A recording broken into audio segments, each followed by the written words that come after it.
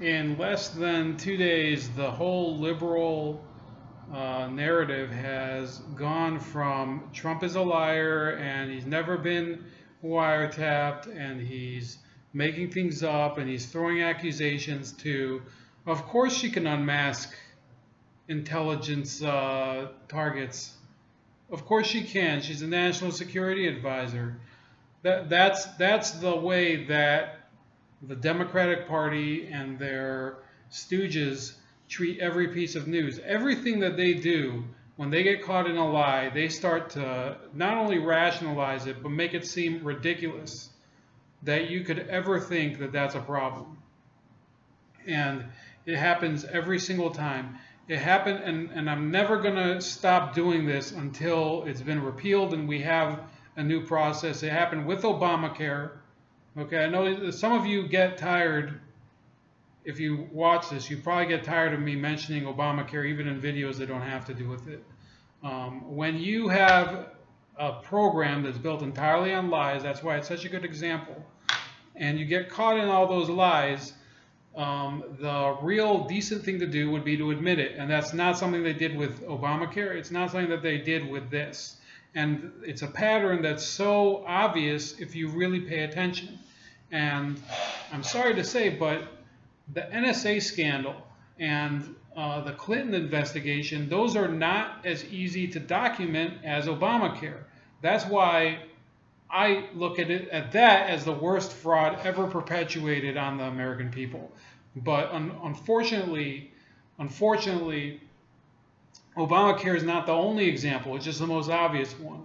We have in the Clinton administration, in the Obama administration, examples of deception that it sort of transcends all political affiliations.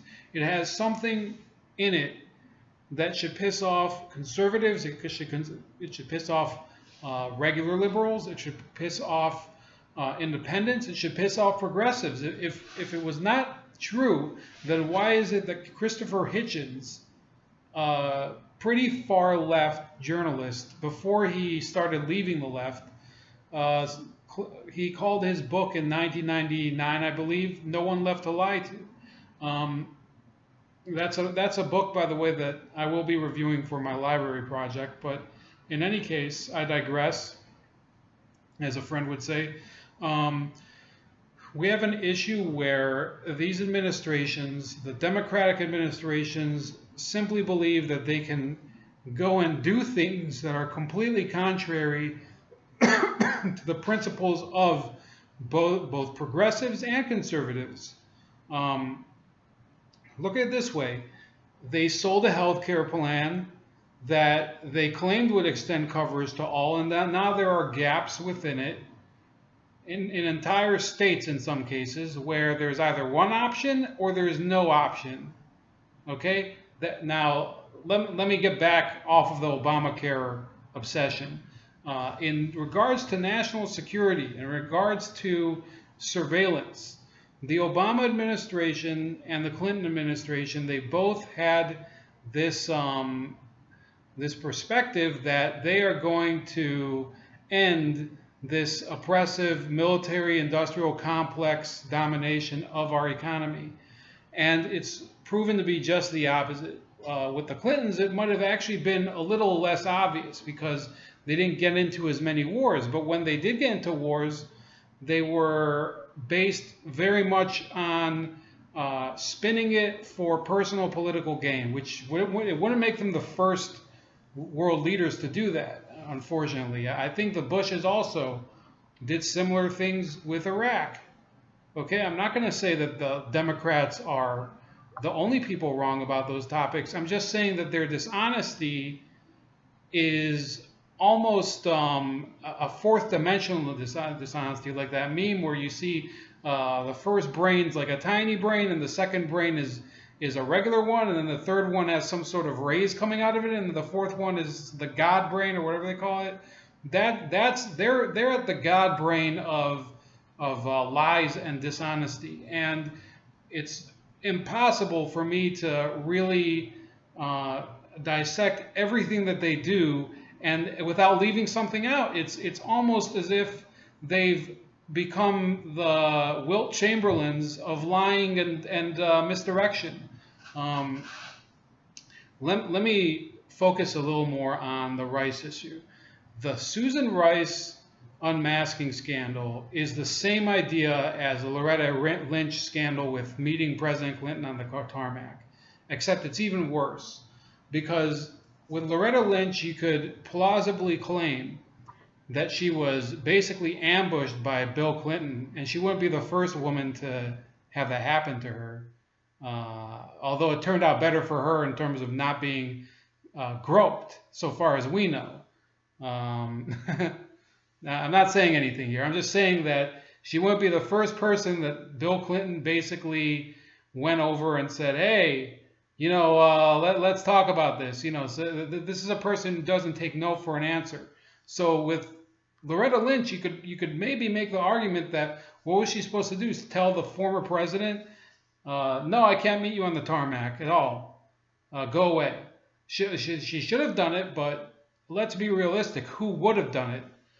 In Susan Rice's case, we have somebody who very likely took a direct order from the President of the United States to basically use sympathetic media to advance an agenda and undermine an opponent.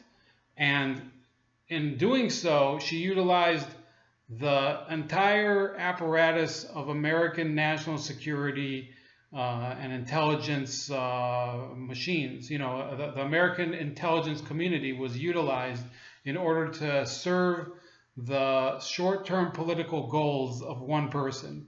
That's much worse than Watergate. It's much worse than a lot of the other scandals that have been shoved under the rug. Iran-Contra, for example, didn't have much to do with the success of Ronald Reagan. It was a scandal that was a legitimate scandal. It was a legitimate criticism that the CIA shouldn't have been funneling money to the Contras and the Iranians in order to, you know, fund a war while getting hostages. That was a convoluted problem, but it wasn't in order to get Ronald Reagan reelected, because he didn't have any problem getting reelected. His opposition was weak at the time. With President Obama, the clear implication is that this was a move in order to undermine a political opponent, and it's as underhanded as it gets.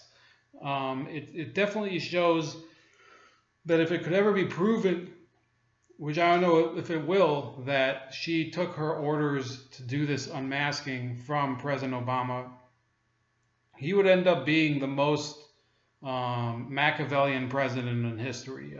Well, you could say President Clinton was too, but we don't have an example of President Clinton using the U.S. intelligence community in as direct of a way as Susan Rice did, and President Obama would have used it if he's connected to this. But we can't say definitively yet that it was him who ordered it. But because the Democrats, everything they seem to claim just happens to be the opposite in the end, I'm not going to be surprised if within the short term that does get confirmed, and we'll see that, yes, he will end up being the most Machiavellian president, at least in terms of pursuing his political opponents. Now, President Clinton, let me tell you, his wife, Hillary, and her associates did intimidate witnesses and attack people and chase after them and basically engage in a pattern of harassment. It's known that this happened. There are private detectives whose names have been exposed that were affiliated with it, but that's just it. If there's one thing that you could say that Clintons did that was at least a little more decent than the Obamas or Susan Rice at this point, is that they got private detectives to do it. They got their own attorneys to do their dirty work. In some cases, you know, their official government, you know, stooges did do things for them such as covering for them and lying under oath in some cases, and you had Webb Hubbell, for example, is a great example. I'll be reviewing his book soon. Webb Hubbell is a person who took the fall for Hillary Clinton. That Webb Hubbell, there's been no proof that he intimidated somebody for Hillary Clinton. There's been no proof that he spied on anybody for Hillary Clinton yet. And I don't know if there ever will be. But my point is this: this should be the biggest scandal. It should be the biggest scoop. It should be something that people are talking about all over the TV. For some reason, I just had my network fall. It's been restored. But you have to start thinking about where will the Obamas come out in history? Will we allow them to be portrayed as the media would want us to think of them, as this this couple, Michelle and Barack Obama, that added dignity to the White House, and that they were this trend-setting and even barrier-breaking power couple? Or are they the frauds that we know that they are? Because the fact is that, like I keep saying, and I'm going to keep saying, and I'm going to keep talking about it, when your top domestic policy agenda is based on your top domestic policy piece of legislation has turned out to be a complete failure and has reversed everything that you promised, then that's already a black mark on your record. When all your foreign policy has been just a series of failures that would it would probably cause other men to resign, that's a black mark on your record. And now we have evidence that on his way out, having done all that damage, having had an administration where the Justice Department was used in order to persecute opponents already, where the IRS was used to persecute opponents, where the EPA was used to persecute opponents. I could keep going. The CIA was used to persecute opponents. The drone strike program was used to persecute opponents, or at least abroad. There's so many levels where we could say that the Obamas are an even bigger fraud than the Clintons. It's a race that who really knows where the finish line is. Okay, what's worse, covering up a series of sexual assaults committed in the Oval Office, or using the entire intelligence apparatus and the Oval Office in order to attack the person who is coming after you for the same job after you're already a lame duck?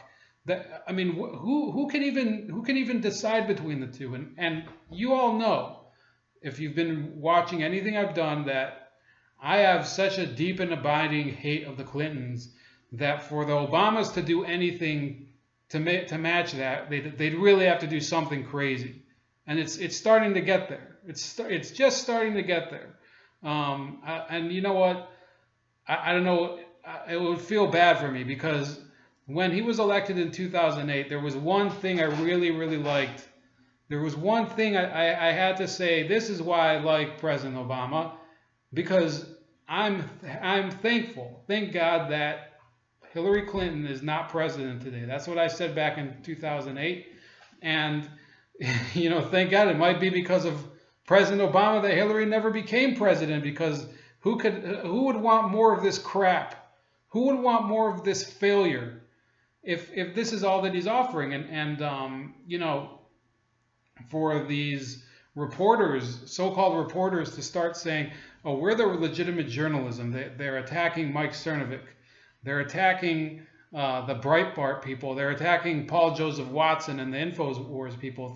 I'll tell you what, 7 years ago, I thought InfoWars was a bunch of crap, and that they could never be trusted. And lo and behold, the rest of the media, the so-called legitimate media, has defiled itself and soiled itself in so many ways that, Alex Jones looks very good compared to them. In fact, his crap is entertaining. It's in some ways informative. He brings he exposes a lot of people, and whereas you go today, CNN, Don Lemon said ahead of time he's not even going to insult people's intelligence by accepting that this is even a real story, this Susan Rice thing. Look, Don Lemon, if it's been exposed that she did unmask agents after the Obama White House alumni and all the other people were claiming for weeks that that they didn't unmask anybody, and now they're admitting that they unmasked, and they're admitting that Flynn was under surveillance, and the chair of the committee has admitted that it had nothing to do with Russia. Then it's time for you to stop fucking lying and using your podium as some sort of way to ballast the door against the horde coming in and saying, we don't want to hear any more lies. We want to hear what really happened. And, she went on Andrea Mitchell today. We'll call it a day in a few minutes on this video.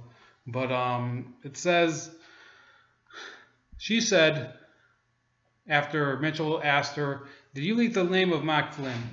Rice says, I leaked nothing to nobody and never have and never would. But let me explain this. First of all, Andrea, to talk about the contents of a classified report, to talk about the individuals on the foreign side who were the targets of the report itself, or any Americans that may have collected upon incidentally, is to disclose classified information. I'm not going to do that, and those people who are putting those stories out are doing just that. I can't describe any particular report I saw, and by the way, I have no idea what reports are allegedly being described by those who are putting out this story. I don't know what time frame they are from. I don't know the subject matter, and I don't know who they think was collected upon. This is bullshit, okay? There is ample reason for her to tell the truth, because all of the machinery to reveal the truth is in the hands of her opponents now. So what she's doing is basically, she knows that she can't be prosecuted for lying on TV. If that was a crime, none of these networks would even be able to be on air. Okay? It's what they're trying to do. They're trying to do this fake news legislation. Unfortunately, if it was to be passed and judiciously enforced, they wouldn't even be on the air, these networks. What I'm saying here is that she knows that she can't be prosecuted for lying on air. It's the same issue that Hillary Clinton had. It's the same issue Loretta Lynch had with lying on the air. They've all lied on TV. When they go to Congress, they plead the Fifth Amendment, or they wait till there's a hearing that's behind closed doors, one of those sensitive information hearings, and then they can't be prosecuted, and then we don't know what's going to happen. So, it's going to be a rough road ahead.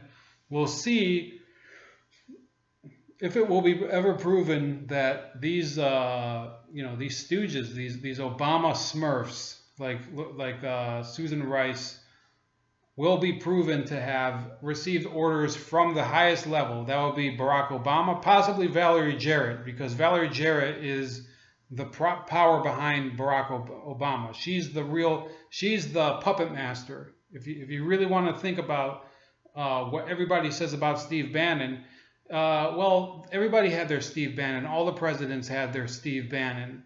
I think Kennedy had his Tom Sorensen, or whatever the fuck that guy's name is, Ted Sorensen. There was, what's that guy's name?